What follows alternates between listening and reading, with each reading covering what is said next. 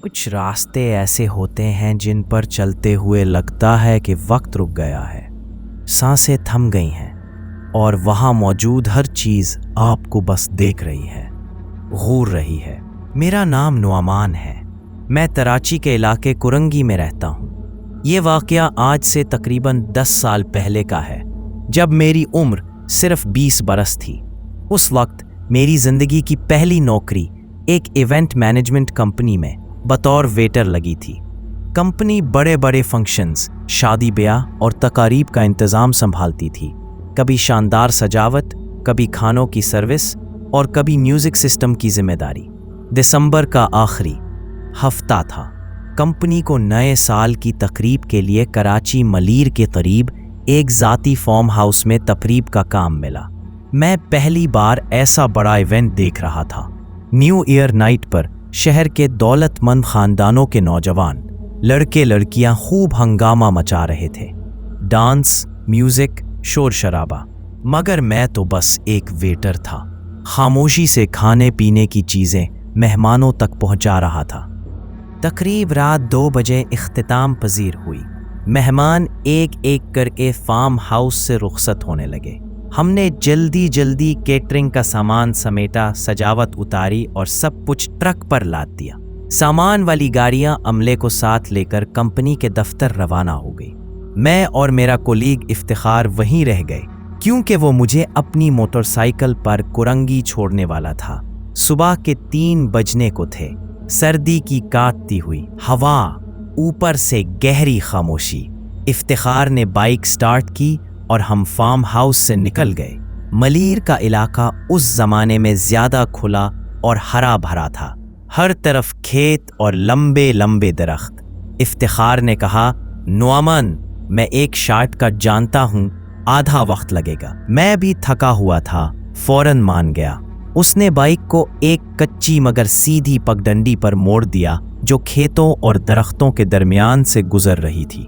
اندھیرا اتنا تھا کہ دور تک صرف بائک کی لائٹ ہی نظر آ رہی تھی۔ ہم آہستہ آہستہ اس راستے پر جا ہی رہے تھے کہ اچانک بائک نے جھٹکا کھایا اور بند ہو گئی۔ افتخار نے دوبارہ سٹارٹ کرنے کی کوشش کی، مگر بائک کا انجن تو ایک دم خاموش۔ اس نے کہا، پیٹرول ہے، مگر پتہ نہیں بائک کو کیا مسئلہ ہو گیا ہے۔ ہم بائک کے ساتھ کھڑے ہو گئے۔ ارد گرد مکمل سناٹا تھا، صرف دور کہیں الو کی آواز آ رہی تھی۔ دائیں بائیں کھیت، بیچ بیچ میں بڑے بڑے درخت۔ سردی اور اندھیرے میں اس لمحے ایک عجیب سا خوف دل میں اترنے لگا۔ افتخار نیچے بیٹھ کر بائک کا پلگ کھول کر صاف کرنے لگا۔ میں ایک طرف کھڑا چاروں طرف دیکھ رہا تھا۔ اسی وقت میری نظر تقریباً 50 گز دور ایک پرانے سوکھے درخت پر پڑی۔ بہت بڑا تھا، اس کی مڑی توڑی شاخیں کافی زیادہ پھیلی ہوئی تھیں، ایک ہیبت ناک منظر تھا۔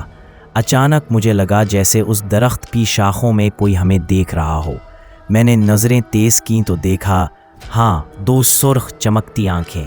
دل زور سے دھڑکا۔ میں نے افتخار کو آواز دی، یار دیکھ ذرا وہاں۔ افتخار نے پلگ ہاتھ میں ہی چھوڑ دیا اور میری سمت دیکھا، مگر کچھ نہیں بولا۔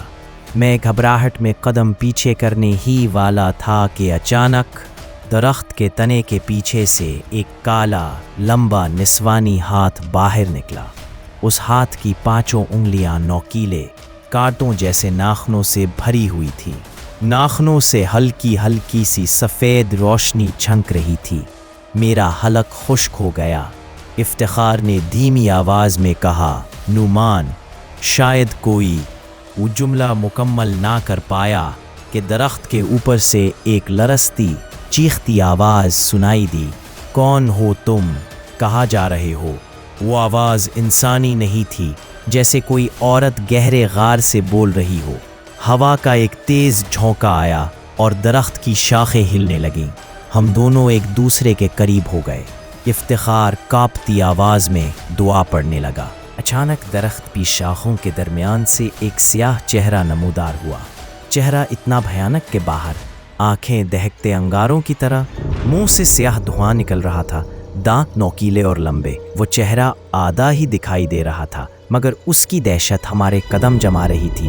کیوں آئے میرے درخت کے نیچے؟ اس کی آواز گونجی، अचानक एक शाख टूटी और जमीन पर गिरी। हमें लगा अभी ये मखलूक नीचे उतरेगी। इफ्तिखार ने घबराकर बाइक का क्लच दबाया और एक ही झटके में किक मारी। हम दोनों के दिल जैसे धड़कना भूल गए और मौजज़ा ये हुआ कि मोटर बाइक एकदम स्टार्ट हो गई। नोमान, जल्दी से बाइक पर बैठ जाओ, इफ्तिखार चीखा।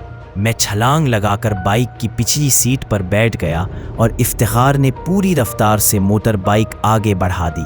मैंने पीछे मुड़कर देखा तो वो चुड़ैल आधी शाखों से नीचे आ चुकी थी।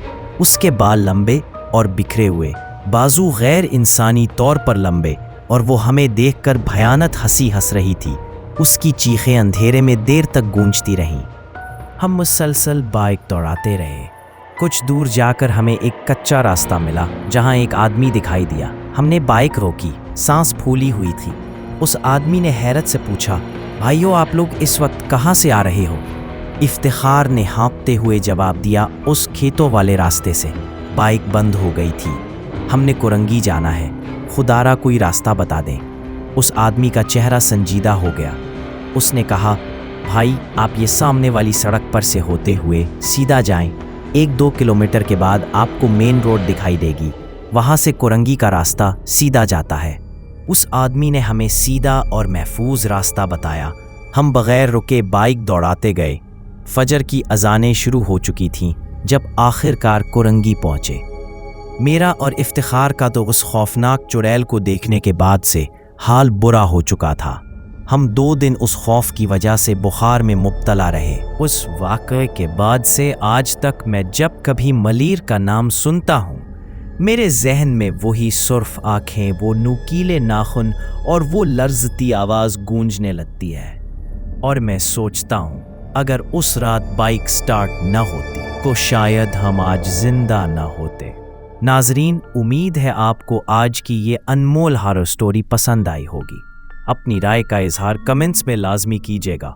हमारे चैनल अनमोल हॉरर को सब्सक्राइब करने के साथ बेल आइकॉन का बटन भी प्रेस कर दें ताकि हमारी आने वाली वीडियोस आपको मिल सकें। अगली वीडियो में फिर मुलाकात होगी। अपना बहुत सा ख्याल रखिएगा।